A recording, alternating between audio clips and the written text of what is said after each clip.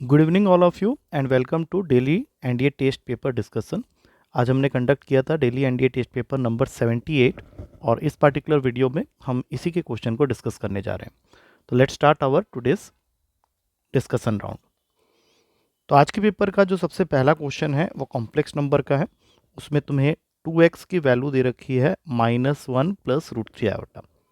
तो यहाँ से x की वैल्यू निकाल लो जो कि आएगा -1 plus √3 iota whole divided by 2, जो कि ओमेगा की वैल्यू होती है। तो इसको उठा के जहाँ जहाँ पे भी x है वहाँ पे पुट कर देते हैं, क्योंकि हमारे क्वेश्चन में हम लोग से ये वैल्यू को सिंप्लीफाई करने के लिए बोला जा रहा है। तो जहाँ जहाँ पे भी मुझे x दिख रहा है उसको मैं सब्सटीट्यूट कर रहा हूँ ओमेगा से। अब यहाँ से वी ऑल नो कि 1 प्लस ओमेगा स्क्वायर 0 होता है। तो 1 प्लस ओमेगा की वैल्यू माइनस ओमेगा स्क्वायर होगी, जो कि इस माइनस ओमेगा स्क्वायर से जुड़ के बन जाएगी -2 omega square whole raise to the power of 6। और यहाँ से 1 plus omega square minus omega होता है, तो ये एक और माइनस ओमेगा से जुड़ के बन जाएगा -2 ओमेगा पूरे के पावर में 6। अब -2 के पावर में 6 64 होता है, ओमेगा के पावर में 12, और फिर -2 के पावर में 6 64 होता है, ओमेगा के पावर में 6। And we all know that कि ओमेगा के पावर में 3 का कोई भी मल्टीपल उसको 1 बना देता है। तो ओमेगा 12 1 हो जाएगा, यहाँ से 64 बचेगा, और ओमेगा के पावर में 6 भी 1 हो जाएगा और यहाँ से 64 बचेगा। तो 64 - 64 0, D is the correct answer. अगला क्वेश्चन है सीक्वेंस एंड सीरीज का। तुम देख सकते हो यहाँ पे तुम्हें एक एपी दिया हुआ है जिसका sum up to P terms तक है, और इसको डिवाइड किया गया है एक दूसरे एपी के साथ जिसका सम है अप टू क्यू टर्म्स तक, और ये रेशियो इक्वल है P square by Q square के साथ में। तो sum up to P terms का फॉर्मूला होता है p/2 2a plus p-1 into D. अब ये दोनों ही सेम एपी हैं, इसलिए यहाँ ज़्यादा चेंज नहीं करेंगे, बस खाली टर्म्स चेंज करना है। q/2 whole multiplied with 2a plus q-1 into D, और ये वैल्यू इक्वल है P square by Q square के।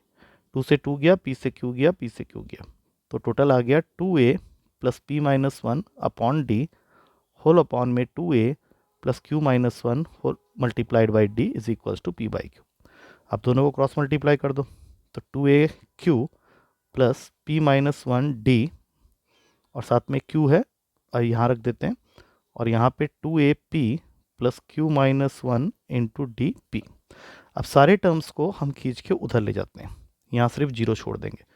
तो 2a p-q, और d कॉमन लेने के बाद यहाँ से बचेगा पी क्यू माइनस पी, और यहाँ से ये उधर आएगा तो minus P Q plus Q. अब 2a whole multiplied with p-q अपनी जगह है, प्लस d है, pq से -pq कैंसिल हो गया, और यहाँ बच गया -p प्लस q। तो अगर मैं -p प्लस q में से माइनस का साइन कॉमन ले लेता हूँ तो ये भी बन जाता है p-q, जिससे कि नेक्स्ट स्टेप में I can take common p-q और दूसरे ब्रैकेट में 2a minus D equals to 0। तो क्वेश्चन में एक चीज़ और दी हुई थी कि p is not equals to q, क्योंकि इसके बाद दो पॉसिबिलिटी होती है। एक तुम्हारा p-q 0 होगा जिसकी वजह से p इक्वल्स टू q होगा, बट ये तो हो नहीं सकता क्योंकि ऑलरेडी दिया हुआ है कि p is not equals to q। तो 2a माइनस डी को 0 के इक्वल करोगे तो 2a की वैल्यू d के इक्वल आ जाएगी, और हमें क्वेश्चन मांग रहा है sixth term that means a plus 5d upon 21st term that is a plus 20d। तो ये रिलेशन को अब हम लोग यहाँ यूज़ करेंगे, a प्लस 5 इंटू 2a मतलब 10a, और नीचे में a प्लस 20 इंटू 2a मतलब 40a। तो टोटल आंसर हो गया 11a अपॉन 41a, दोनों cancel, answer is D option that is 11/41। Next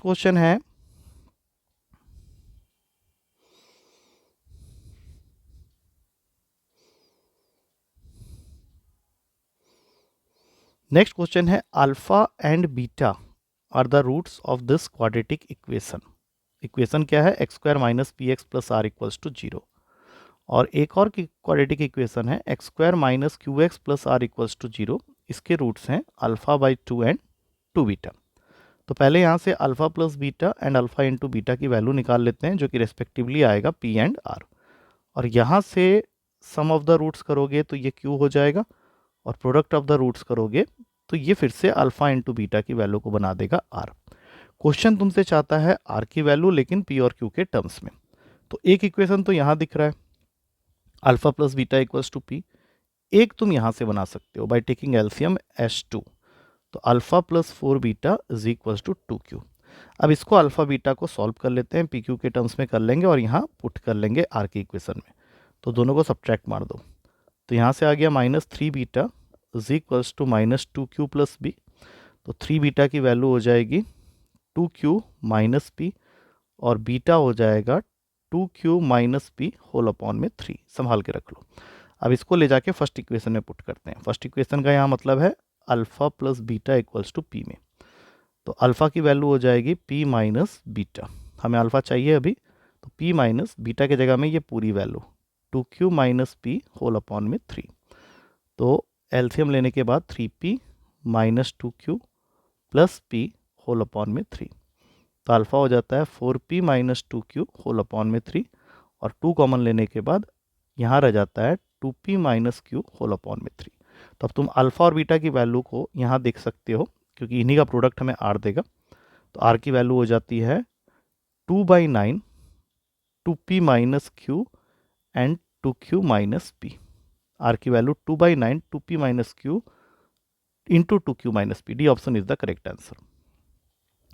अगला क्वेश्चन हम लोग को पूछ रहा है कि इसमें से रैशनल कौन सा है। रैशनल मतलब p/q के फॉर्म में कौन सा लिख सकते हैं। तो साइन 15 और कॉस 15 तो नहीं होता है। इस आंसर को हम लोग टिक कर सकते हैं, क्योंकि अगर साइन 15 और कॉस 15 एक साथ आ गया है तो इसको 2 से मल्टीप्लाई डिवाइड करना होता है रूल के हिसाब से। तो ये हो जाएगा साइन 30/2, क्योंकि 2 sine theta cos theta is sine 2 theta, और यहाँ से ये वैल्यू हो जाएगी 1/2 इंटू 2 दैट इज 1/4, जो कि रैशनल है। So C is the correct answer. Next question है, 3 साइड्स दिए हुए हैं एक ट्रायंगल के, उनके इक्वेशन दिए हुए हैं। पहला है x plus Y equals to 0, इसको मैंने ए बी मान लिया है। दूसरे को बी सी मान लेता हूँ, 3x plus Y is equals to 4, और तीसरे को x plus 3y is equals to 4। अब अगर मैं इन दोनों को सॉल्व करता हूँ टेकिंग 2 एट ए टाइम, तो मेरा जो ए बी सी के कोऑर्डिनेट्स आएंगे, मैंने निकाला था यहाँ पे, तो b आ रहा है 2 - 2, c आ रहा है 1, 1 और a आ रहा है -2, 2। इस हिसाब से अगर मैं साइड्स कैलकुलेट करता हूँ तो ए बी आ जाएगा 4√2 बाई डिस्टेंस फॉर्मूला, ये √10 आएगा और ये भी √10 आएगा। That means it is an isosceles triangle, that is C option. अगला क्वेश्चन है कॉमन कॉर्ड की इक्वेशन निकालना। अब कॉमन कॉर्ड की इक्वेशन को फाइंड आउट करने के लिए मैंने बताया था कि जो दो सर्कल की इक्वेशन दी होती है उसको आपस में सब्ट्रैक्ट कर देते हैं। तो अभी फिलहाल मैं इक्वेशंस को ओपन कर रहा हूँ और फिर इसको सब्ट्रैक्ट कर दूंगा, और उसके बाद जो भी मिलेगा वही मेरा इक्वेशन ऑफ कॉमन कॉर्ड है। Minus minus plus minus minus plus minus, x square से एक्स स्क्वायर गया, ए स्क्वायर से ए स्क्वायर गया, बी स्क्वायर से बी स्क्वायर गया, वाई स्क्वायर से वाई स्क्वायर गया, सी स्क्वायर से सी स्क्वायर गया। तो यहाँ से आ गया 2b minus 2a into X plus 2a minus 2b into Y is equals to 0। अब इसमें से अगर माइनस का साइन कॉमन ले लें तो 2a minus 2b into x, और यहाँ पे भी 2a minus 2b into Y. तो 2a माइनस 2b को तुम कैंसिल कर सकते हो, अंदर रह जाएगा y minus X equals to 0। इसको नीचे भेज के कैंसिल कर लो, सो दैट फाइनल आंसर आ गया y minus X equals to 0, that means x minus Y equals to 0 या x equals to Y. So correct answer is A option. अगला क्वेश्चन है, 3 वेक्टर्स हैं a b एंड c, जिसमें से a perpendicular है with b plus C, that means a dot b plus a dot c is going to be equals to 0। फिर इसी तरह से b वेक्टर परपेंडिकुलर है c प्लस a के साथ, तो यहाँ से आ जाएगा b dot c plus b dot a is equals to 0। और फिर c वेक्टर परपेंडिकुलर है a प्लस b वेक्टर के साथ, तो यहाँ से आ जाएगा c dot a plus c dot b is equals to 0। अब इन तीनों को अगर मैं ऐड कर देता हूँ तो मेरा एक टर्म आ जाता है पूरा का पूरा 2 times of a dot b plus b dot c plus c dot a is equals to 0। इसको संभाल के रख लो। अब हमारे पास में 3 वैल्यूज़ हैं। सबसे पहला a प्लस बी वैक्टर का होल मैग्नीट्यूड इज 6, इसकी स्क्वायरिंग करेंगे और ऐड करेंगे, a मैग्नीट्यूड का स्क्वायर प्लस b मैग्नीट्यूड का स्क्वायर। अगला टर्म लिखने की जरूरत नहीं है क्योंकि वो 0 है, तो this value is equals to 36। फिर इसी तरह से एक दिया हुआ है b प्लस सी का होल मैग्नीट्यूड इक्वल्स टू 8, इसकी भी स्क्वायरिंग करेंगे तो फर्स्ट 2 टर्म्स रह जाएगा, इसका सम 64। और फिर c vector plus a vector का मैग्नीट्यूड वो 10 दिया हुआ है, इसकी स्क्वायरिंग करेंगे तो ये आ जाएगा c वेक्टर का मैग्नीट्यूड का whole square plus a vector के मैग्नीट्यूड का होल स्क्वायर इक्वल्स टू 100। अब तीनों को ऐड कर दो, तो यहाँ पे आ गया 2a मैग्नीट्यूड का whole square plus 2b magnitude का whole square plus 2c magnitude का whole square is equals to 200। और यहाँ से फाइनली आ गया a मैग्नीट्यूड का स्क्वायर प्लस b मैग्नीट्यूड का स्क्वायर प्लस c मैग्नीट्यूड का स्क्वायर इक्वल्स टू 100।